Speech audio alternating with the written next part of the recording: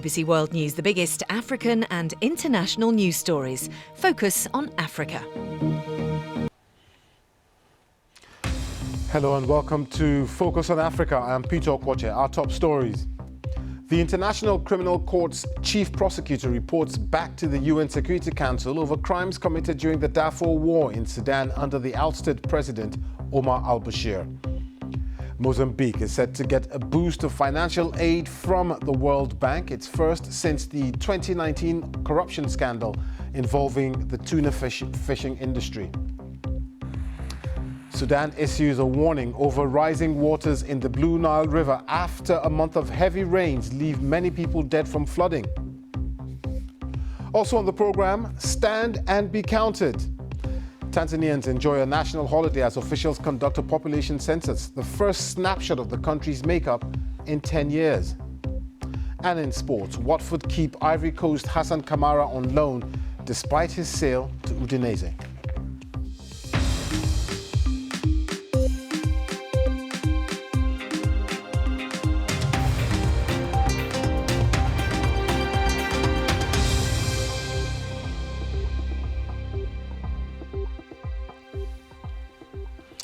Thanks for joining us here on Focus on Africa from BBC World News.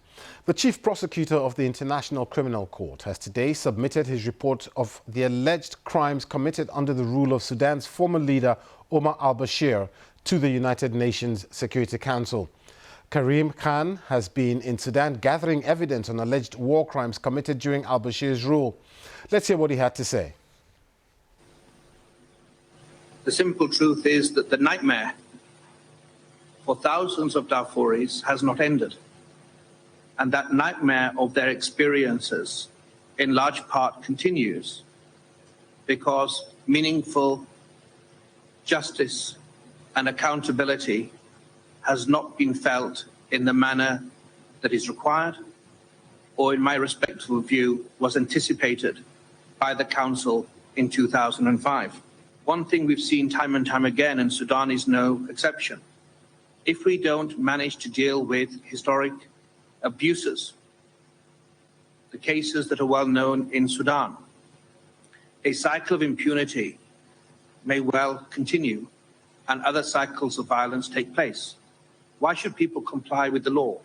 Why should they be concerned about public international law or international humanitarian law when they see time and time again people doing what they want and getting away with it? I think this call of action that is required is well overdue.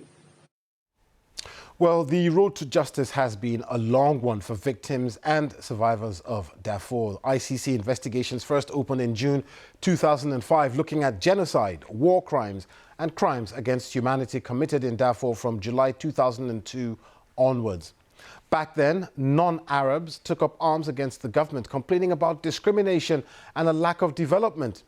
The government, in turn, retaliated by mobilizing mostly Arab militia known as the Janjaweed to fight the rebels, unleashing violence that caused global outrage. Mr. Bashir was ousted in a coup in 2019, and two of his aides are wanted by the ICC for their involvement in these alleged crimes, which left about 300,000 people dead and more than 2 million homeless. Mr. Bashir is currently in custody in Khartoum and denies all charges. One of the main suspects is the only one who has been taken to The Hague so far. So as we said earlier on, justice has taken a long time in coming for the victims and survivors of this war in Darfur. But how significant is this latest move by the ICC? Mohammed Al-Nur is a Sudan analyst. This is an important step to confirm the position of the ICC on the crimes that committed under Bashir's regime. It is an assurance to the victims who have been waiting for so long that justice will be soon, so their wounds might be healed. We are talking now in the fourth year after the revolution, after the Bashir was ousted in 2019, and so far nothing has been done internally. It is also An essential message in this time for the perpetrators who are ruling the country under the coup, committing similar crimes in Darfur and elsewhere in Sudan, that they will be held accountable for these crimes sooner or later. Sudan analyst Mohammed Al-Nur there. Now, Tanzania has today begun its 6th National Population and Housing Census.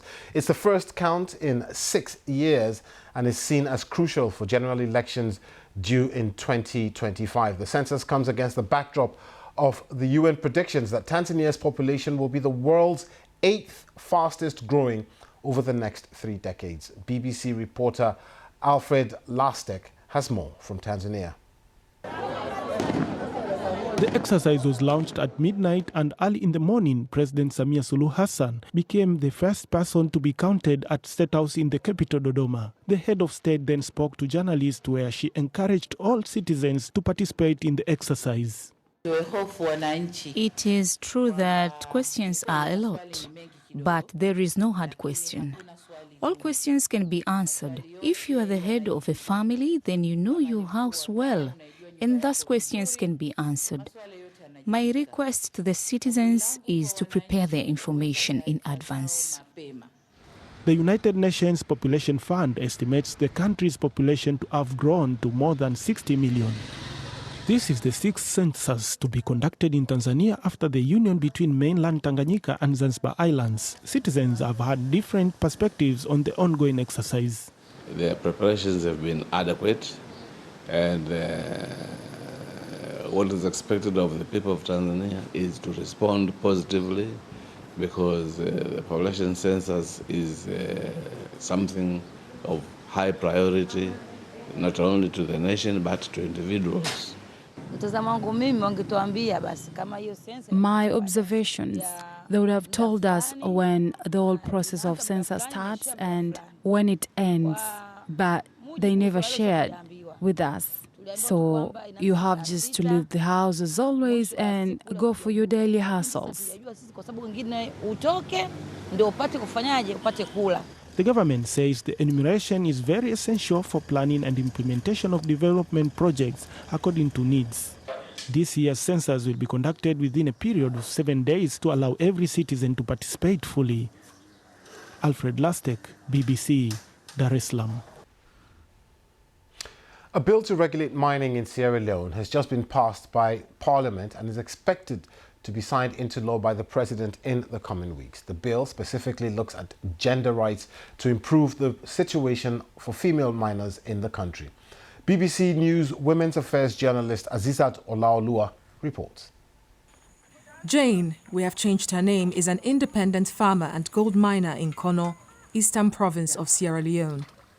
The main industry in this area is mining because it is rich in mineral resources.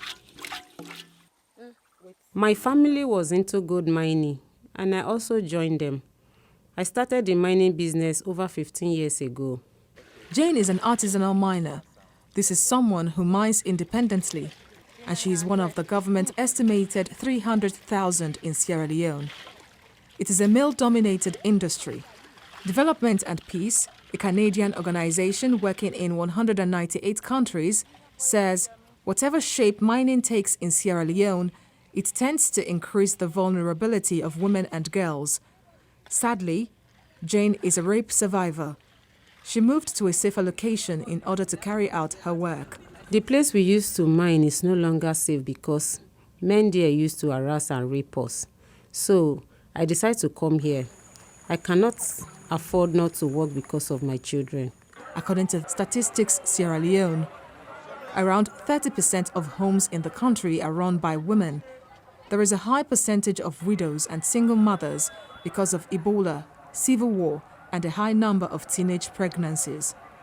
This mining site is strictly for women, and they are mining in the thick bush of Minikoro in Kono District, Sierra Leone, in order for them to feel safe. The women in this community have limited job opportunities like farming or to run small market stalls. Many of them cannot afford mining licenses, and so they have to settle for this kind of back-breaking work. An NGO that works closely together with the government called Women on Mining and Extractives, WOME, are leading the charge in ensuring safety of women and children in artisanal mining, and are also lobbying the government to acknowledge the gender issues that are in the mining industry. The struggle they are going through is too much. So we thought it was as an organization to partner with them, to work with them, to understand their struggle, to understand their problem, and see how we can give them voice to speak for themselves. The safety of women and vulnerable people were focused on in a new bill which has just been passed by the Sierra Leonean Parliament. Once signed by the President, it will regulate the independent mining industry. The Mines Minister acknowledges that previously this is not being addressed, and the plan is to change the situation because of the sheer number of women and children that work in the industry.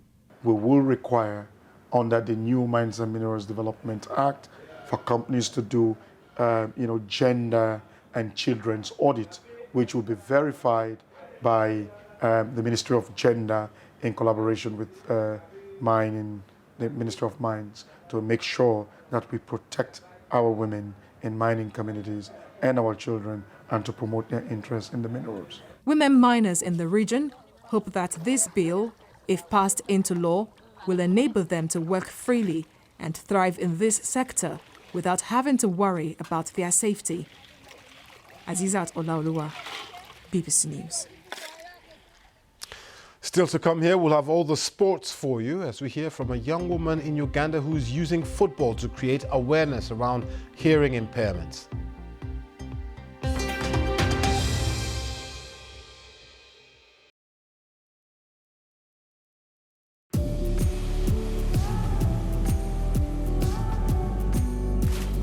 I've been traveling through memories of my life, learning something new each and every time. On my way, on my way, on my way.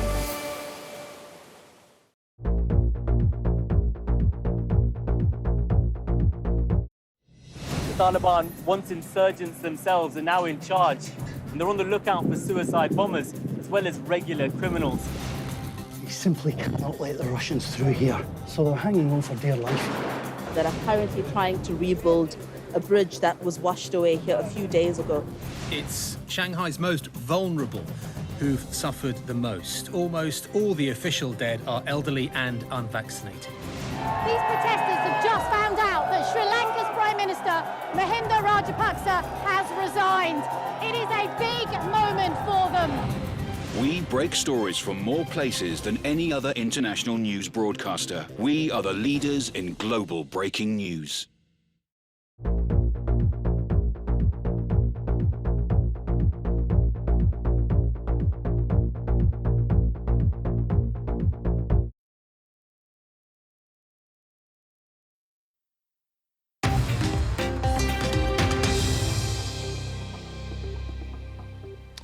Welcome back. Now, Mozambique will see the death toll, from flash floods in Sudan since the start of this year's rainy season has climbed to 83. That's according to the spokesperson of the country's National Council for Civil Defense, Brigadier General Abdul Jalil Abdul Rahim, also says more than 18,000 houses have been completely destroyed across the country and another 25,000 partly damaged. According to the United Nations, the Western Darfur region and the provinces of the Nile River, White Nile and West Kordofan, as well as South Kordofan, are amongst the hardest hit. The BBC's Lisa Marie Mestak reports. In the Sudanese village of El Makalab, Saifuddin Suleiman digs through the rubble. He's trying to recover his belongings after floods destroyed his village. The floods were very heavy and instantly filled the streets of the neighborhood, and then the alleys and into the houses, balconies and storage rooms. Only few managed to save their belongings. He's one of thousands of people displaced from their homes after flash floods triggered by torrential rains started in June. On Sunday, Sudan declared a state of emergency in 6 states after 83 deaths due to the floods. Before the rains began, almost a quarter of the population were already in need of food aid. The crisis comes as Sudan reels from deepening political unrest intensified by last year's military coup led by General Abdel Fattah al-Burhan. We mobilized our friends and our money. We will provide help to those affected. Unfortunately, we have wasted 3 years of the Sudanese people's life fighting and quarreling and neglecting the issues of our country. The rainy season usually ends in October, with the peak of rainfall between August and September. Humanitarian aid is slowly filtering in, with Qatar, the UAE and Saudi Arabia pledging assistance. But some are still worried not enough is being done. Autumn has just started and people are worried that there will be more rains and there is no place to stay. Not all families have shelters. People are worried about what the heavy rain could bring with it.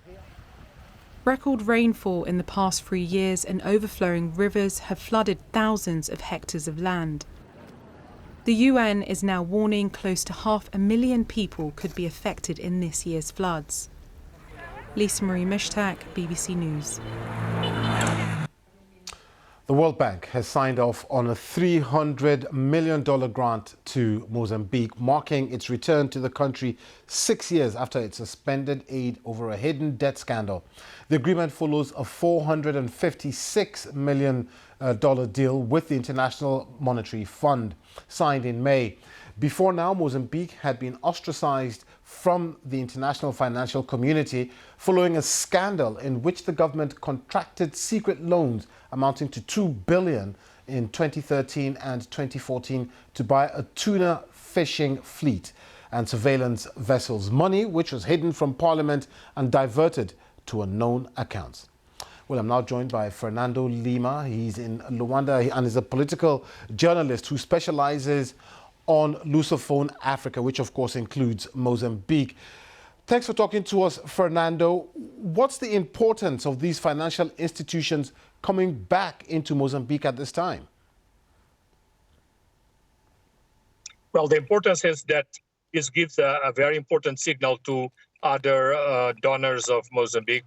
So this will reestablish the flux of foreign monies coming to the country. Also, it gives a signal to foreign investors. So it's good news. It's mainly a political important signal for the country, for the Mozambican economy, since, as you mentioned before, the country has suffered a lot in the last 6 years due to the scandal of the hidden debt. Yes, and indeed, so 6 years in the wilderness. What has Mozambique done to earn the trust of these international financial institutions now? Well, Mozambique have done a number of measures, namely putting on trial 19 people that have been accused to be involved in the scandal. The final sentence have not been yet given, but it seems that this will happen until the end of the year. And this was important because very important figures related to Frelimo ruling party have been on trial, including relatives of former President Armando Guebuza. I think this was a very high price for Frelimo as a ruling party and as a party that usually have not been touched for such big scandals or being forced to accept that law should prevail. And so government officials cannot be above the law. All right, Fernando Lima, we'll have to leave it there. It's a rather poor line, but thank you very much. You did get the general gist of what you were trying to tell us. He's a journalist who specializes on Lusophone Africa. Thank you very much. Now, staying with finance, China says it will forgive 23 interest-free loans to 17 African countries and redirect $10 billion of its International Monetary Fund reserves to nations on the continent. Foreign Minister Wang Yi announced the cancellations in a meeting last week of the Forum on China-Africa Cooperation, according to a post on the ministry's website. It didn't provide details about the value of the loans, which it said matured at the end of 2021. Professor Steve Tsang is a director of the SOAS China Institute. He told the BBC what he makes of the announcement. The Chinese government doesn't like to write off debts for foreign governments or foreign projects. So it is a significant step, but it does mean that the Chinese government may be expecting something in return, perhaps in terms of those governments' support for Chinese policies globally. I think it will be a kind of a signal to the United States and European governments that they really need to get their acts together in terms of their development aid in Africa. Europe and America are doing a lot, but they are not being received quite as well as Chinese loans project, mainly because Chinese loan projects usually don't carry conditions in terms of issue about corruption or accountability or human rights obligations, whereas Europeans and Americans ones often do. That's Professor Steve Tsang of the SOAS China Institute. You're watching BBC Focus on Africa. It's now time for some sports. Mimi, what do you have? Lots of football, Peter. Watford have sold fullback Hassan Kamara to Udinese for an undisclosed fee, but he will remain at Vicarage Road on loan for this season. The 28-year-old Ivory Coast international has played 23 games since joining the Hornets from French club Nice in January for over $4 million. He was named player of the season in 2021-2022, but has now agreed a deal with Udinese until the summer of 2026. The Italian club also have an option to extend the contract for a further year. And on Monday, Manchester United got their first win of the season following 2 defeats so far in the English Premier League. Their 2-1 victory over their fierce rivals Liverpool has turned the focus onto the issues Jurgen Klopp has within his side. They're still looking for their first victory of the season. Egypt's Mohamed Salah with a late goal for them, but it wasn't enough. Liverpool have now conceded first in 7 successive league games, the first time it has happened to them in the Premier League era. They have injury issues in the squad that former Liverpool player Stephen Warnock says has affected them. You only have to look at the first 2 games against Fulham and Crystal Palace to know that they've not been great. They've not been at the best, which we know that they can be. But they really struggled last night. And I actually struggle to look at anyone on the Liverpool team and say that they had an influence on the game. Yes, there's a lot of injuries. However, go into that injury record or the players injured. Thiago, Naby Keita, Joel Matip, all injury prone. Not many, I don't think any of them really play. I think Joel Matip probably played 40-odd games last year. Now, a young woman in Uganda who is using football to create awareness around hearing impairments. Shakira Nabakuza is fighting for inclusion for those that have hearing impairments, which should not be seen as an impediment. We're all humans, deaf or hearing, we are all the same. Boy or girl, we can all play football. The point is, if we show them that we can do it, they'll embrace it. My father has been supportive. He's accepted my idea. He took me to the East African Community Games. He's accepted my dream on what I want to do. Even if I get an injury, he's okay. He tries to give me medication. Now my family is really happy with me, with what I'm doing. I feel like I'm doing what I love best. The first time I stepped on the pitch, I felt very good and I've learnt a lot of things. Football has helped me not to be lazy and be flexible in different ways. I've learnt how to communicate. It's a good feeling. A challenge is the limited opportunities or lack of. Another challenge is the lack of funds. Coordination is another challenge. When we are far apart on the pitch, it's hard to communicate with each other.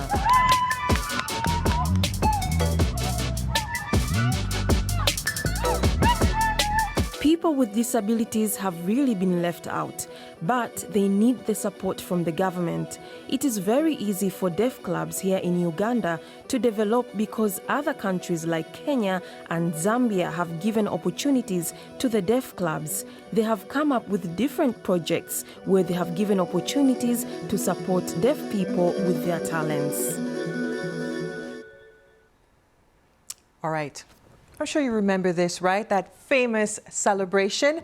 Well, one of the most famous celebrations in world sport could soon be a trademark. Usain Bolt has submitted an application with the U.S. authorities to trademark a logo of his legendary victory pose. The fastest man on the planet wants to use it to market a range of products, including sunglasses, jewelry, and sporting goods. Bolt retired from athletics at the 2017 World Championships in London, but still holds the world record for the 100 and 200 meters. Peter, I tried that and I looked so silly at the 2017 World Athletics Championships. I've never been able to do it myself. Just a little bit of a... I don't know. No. Many thanks, Mimi. Thanks for the sports. And don't forget, you can get in touch with me and Mimi on social media. I'm at Okwoche. But for now, that's it from Focus on Africa. Thanks for watching. See you again very soon. Goodbye.